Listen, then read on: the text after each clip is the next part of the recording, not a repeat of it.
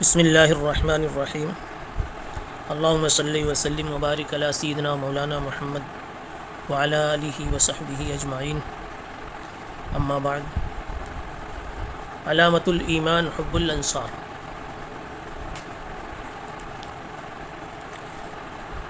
یہ باب ہے اس بات کا، ایمان کی علامت ہے انصار سے محبت رکھنا۔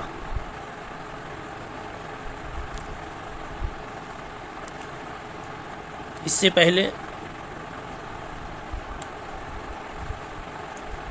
حب الرسول من الایمان اور پھر حلاوت ایمان وغیرہ کا بیان ہو چکا ہے۔ یہ ابواب بالترتیب ادنا سے اعلیٰ کی طرف جا رہے ہیں، یعنی یہ ترتیب من الادنا الی الاعلیٰ ہے۔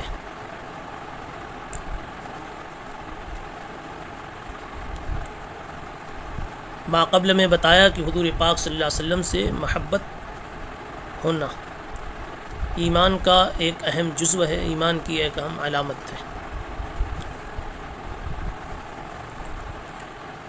پھر آگے مترقی ہو کر فرمایا کہ وہ ایمان کی حلاوت ایسی ہو، ایمان کی رسول اللہ صلی اللہ علیہ وسلم سے محبت ایسی ہو کہ انسان کو ایمانی حلاوت بھی محسوس ہو، یعنی اعمال کرنے میں مشقت کے بجائے لذت محسوس ہونے لگے، اور حالات آنے میں کلفت کے بجائے الفت کا مزہ آنے لگے۔ صحابہ کرام کو تیر لگتا ہے، روح نکلنے لگتی ہے تو کہتے ہیں فزت و رب الکعبہ۔ صحابہ کرام کو اللہ کے راستے میں غزوات میں تیر لگتا ہے، ان کی نماز جاری رہتی، ان کا عمل جاری رہتا، ان کو احساس تک نہیں ہوتا، اس لیے کہ اللہ کی نسبت پر ہونے والا غزوہ، ہونے والا عمل، ہونے والی نماز، اس کی لذتیں اس قدر غالب ہوتی تھیں کہ زخم وغیرہ کی لذت کا احساس نہیں ہوتا تھا۔ اب ترقی کی ایک اور شکل بتا رہے ہیں کہ کسی انسان سے محبت کا ایک اعلیٰ معیار یہ بھی ہے کہ اس کے ساتھ محبت رکھتے ہوئے اس کے متعلقین سے بھی محبت رکھی جاوے۔ اس لیے اگر کسی کو حضور پاک صلی اللہ علیہ وسلم سے محبت ہے اور حلاوت کے درجے تک کی محبت ہے تو ایک اور کسوٹی اس پر بھی اپنے کو دیکھنا چاہیے کہ انصار سے محبت ہے یا نہیں۔ یا تو انصار سے انصار ہی مراد لیا جاوے، یا پھر انصار سے عام صحابہ کرام کو مراد لیا جاوے۔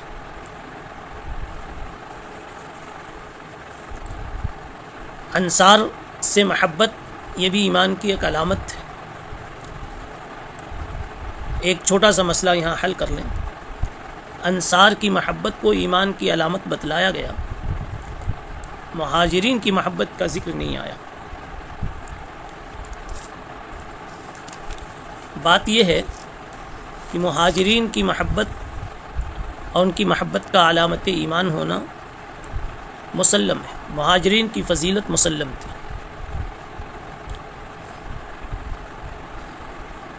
اس وجہ سے مہاجرین کا ذکر نہیں کیا گیا۔ مہاجرین نے اسلام کی سربلندی کے لیے جو قربانیاں دی ہیں، گھر سے بے گھر ہو گئے، کنبے کو، خاندان کو، آل اولاد کو، بیوی بچوں کو، سب کچھ چھوڑ کر مدینہ منورہ آ گئے، ہجرت کر کے دوسری جگہوں پہ چلے گئے، تو ان سے محبت کا ہونا اور اس کا علامت ایمان ہونا یہ تو بالکل ظاہر ہے۔ یقیناً اسلام کی یہ تعلیم ہوگی کہ ایسوں سے محبت ہو۔ رہ گئی بات انصار کی، جنہوں نے ہجرت کی تکلیفیں نہیں اٹھائی، بلا شبہ انہوں نے مہاجرین کا تعاون خوب کیا، نصرت خوب کی، مگر اپنے مقام پہ رہتے ہوئے اور اپنے پورے گھر بار سے بے گھر در ہو کر نہیں، اس کا حصہ تقسیم کر کے دیا تھا۔ تو یہ چونکہ اس قربانی میں ثانوی درجہ رکھتے تھے، ان کے بارے میں کسی کو کچھ خیال ہو سکتا تھا، اس وجہ سے اس کی وضاحت کر دی کہ انصار سے محبت رکھنا یہ بھی ایمان کی علامت ہے۔ دوسرا جواب یہ ہے کہ جب انصار سے محبت رکھنا ایمان کی علامت بتلایا جا رہا ہے تو پھر انصار مہاجرین سے محبت رکھنا تو بدرجہ اولا ایمان کی علامت، اس لیے کہ مہاجرین کا مقام و مرتبہ اور قربانیاں جیسا کہ ابھی بتلایا بہت زیادہ ہے. تو ایسا نہیں کہ مہاجرین کا ذکر نہیں آیا. یوں دو جواب ہوا کہ یا تو واضح اور ظاہر ہونے کی وجہ سے اس کے ظہور پر اکتفا کیا گیا، یا یہ کہ بطریق اولویت اس کو سمجھایا گیا کہ انصار کے ساتھ جب محبت یہ ایمان کی دلیل ہے تو مہاجرین کے ساتھ محبت ایمان کی دلیل کیوں نہیں؟ یقیناً وہ بھی ایمان کی علامت ہے، ایمان کی دلیل ہے. حدیث میں رسول اللہ صلی اللہ علیہ وسلم ارشاد فرماتے ہیں، حضرت انس بن مالک رضی اللہ تعالی عنہ کی یہ حدیث ہے کہ اللہ کے نبی نے فرمایا آیت الایمان حب الانصار و آیت النفاق بغض الانصار. ایمان کی علامت ہے انصار سے محبت کرنا، اور نفاق کی علامت ہے انصار سے بغض رکھنا. ایمان کی علامت انصار سے محبت کرنا اور نفاق کی علامت انصار سے بغض و دشمنی رکھنا.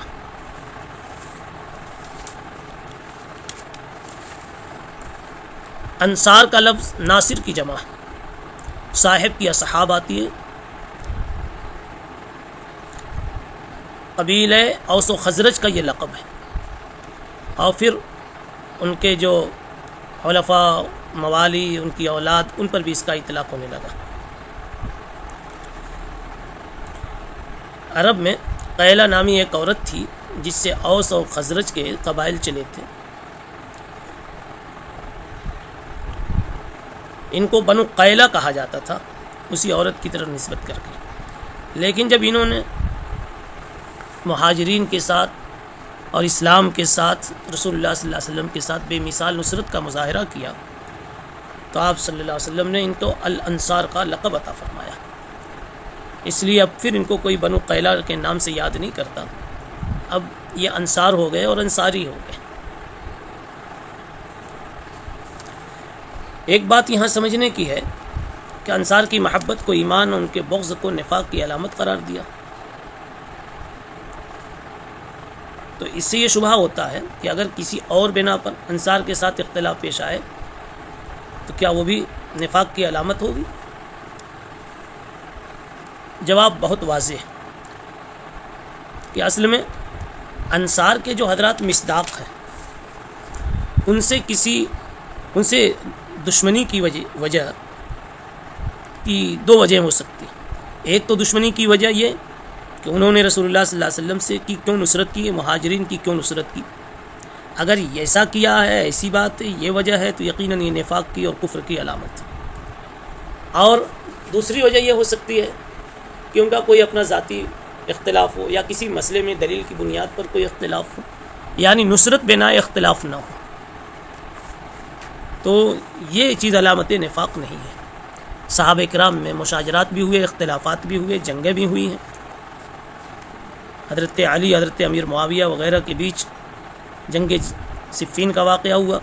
پھر حضرت علی، حضرت عائشہ رضی اللہ تعالی عنہما کے بیچ جنگ جمل کا قصہ پیش آیا، اور بھی صحابہ کرام میں اختلافات پائے گئے. تو یہ چیز علامت نفاق نہیں ہے. نصرت انصار کو کوئی بنیاد بنائے اور انصار سے بغض رکھے کہ تم نے کیوں مہاجرین کی مدد کی، یہ چیز علامت نفاق ہے.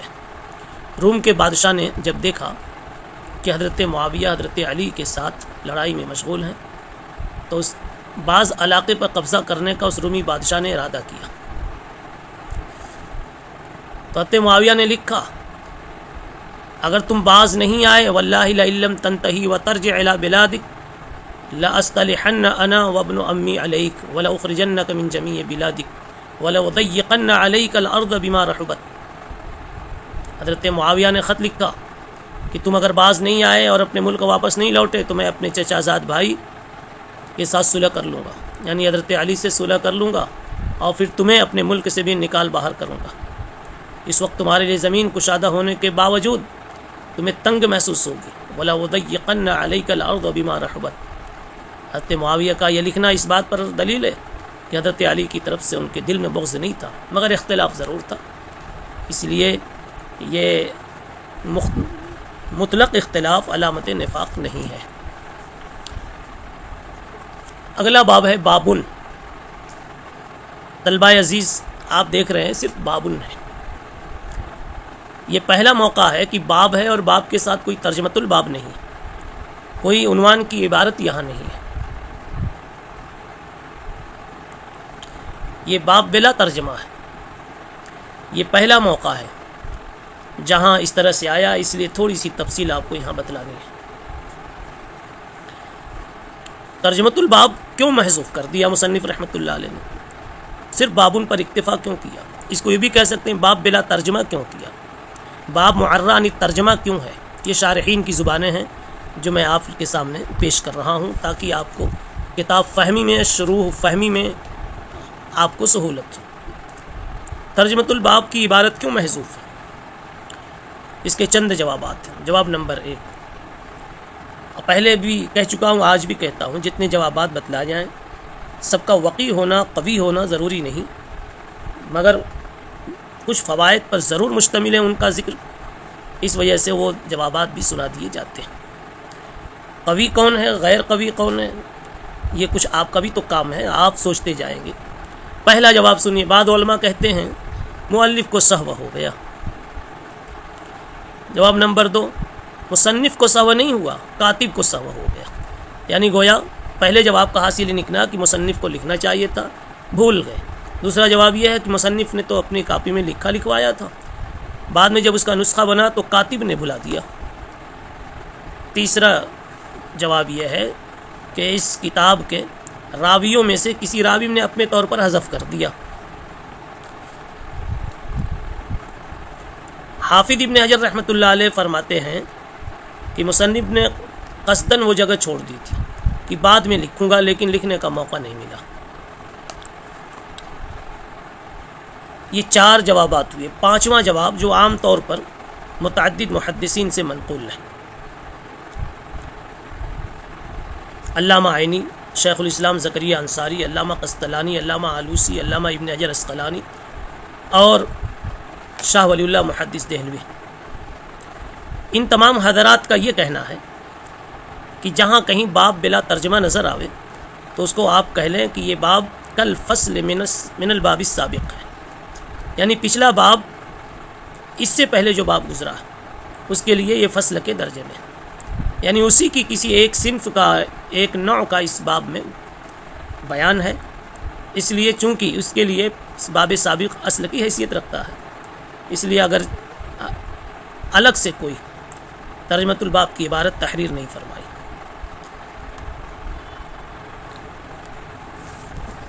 حضرت شیخ الہند رحمۃ اللہ علیہ نے اس کا ایک جواب دیا، یہ آپ کے سامنے 6واں جواب ہے۔ حضرت شیخ الہند فرماتے ہیں کہ تشخیص اذہان کے لیے بعض جگہوں پر مصنف علام رحمہ اللہ نے ترجمہ حذف کر دیا، یعنی عنوان حذف کر دیا۔ تشخیص اذہان کا مطلب ہے کہ آپ اپنے ذہن سے، قارئین سامعین، آپ اپنے ذہن سے اب تک جو کچھ پڑھا ہے اور جو ابواب آپ نے دیکھ رکھے ہیں ان کو سامنے رکھ کر کے کوئی مناسب عنوان آپ قائم کر لیجئے۔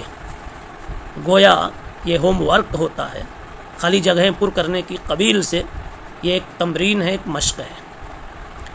یہ جواب بڑا خوبصورت ہے، البتہ اکا دکا کہیں تطبیق کرنے میں پریشانی ضرور پیش آتی ہے۔